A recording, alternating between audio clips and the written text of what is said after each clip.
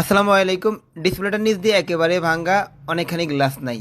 এই ধরনের ডিসপ্লে সম্পূর্ণ রিস্ক মুক্তভাবে যেভাবে সেপারেট করবেন, অনেকগুলো ট্রিক রয়েছে যেগুলো স্টেপ বাই স্টেপ এই ভিডিওর মধ্যে দেখানো হবে। সম্পূর্ণ ভিডিওটি দেখবেন আশা করি। প্রথমত এই ধরনের ভাঙ্গা ডিসপ্লে নিয়ে আসলে, যেগুলোতে বেশি ভাঙ্গা, অতিরিক্ত ভাঙ্গা, ওই ডিসপ্লেগুলোতে ট্রান্সফারের টেপ মেরে নেবেন। যদি পুরোটাই ডিসপ্লেতে ভাঙ্গা থাকতো সেক্ষেত্রে উপরে নিচে ট্রান্সফারের টেপ মারতাম। যেহেতু নিচের অংশ দিয়ে বেশি ভাঙ্গা, সেজন্য শুধুমাত্র নিচের অংশতেই ট্রান্সফারের টেপ মেরে নিলাম। দ্বিতীয়ত, সেপারেটের মেশিনের উপরে যে ফেডটা দেখতে পাচ্ছেন, এই ফেডের উপরে টেপ মারার পর কম্প্রেসার ভালোভাবে কাজ করে না, সেই জন্য এই ফেডটা ইউজ করতে পারেন। এটা একটু মোটা।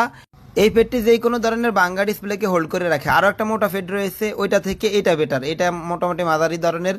তো ডিসপ্লে কাটার নিয়ম হচ্ছে যেদিকে রেবন ওই দিক থেকে স্টার্ট করা, তবে এখানে আমি উল্টা দিক থেকে কাটবো, মানে উপরের সাইড থেকে কাটবো। নিচের অংশ বেশি ভাঙার কারণে নিচের অংশ থেকে স্টার্ট করা যাবে না, উপর থেকে স্টার্ট করবো।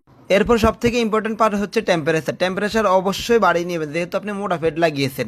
টেম্পারেচার বাড়ায় না নিলে ডিসপ্লে যতবারে আপনি ঘষাঘষি করবেন সুতা ছিঁড়বে, ডিসপ্লেতে কালো দাগ পড়ে যাবে।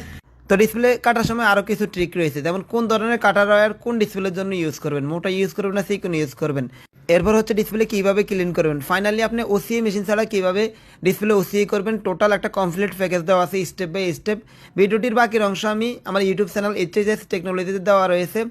ভিডিওটির লিঙ্ক আমার কমেন্ট বক্সে দেওয়া থাকবে। অবশ্যই সম্পূর্ণ ভিডিওটি দেখবেন, আর আমার ভালো লাগলে চ্যানেলটি সাবস্ক্রাইব করে দিয়ে আসবেন।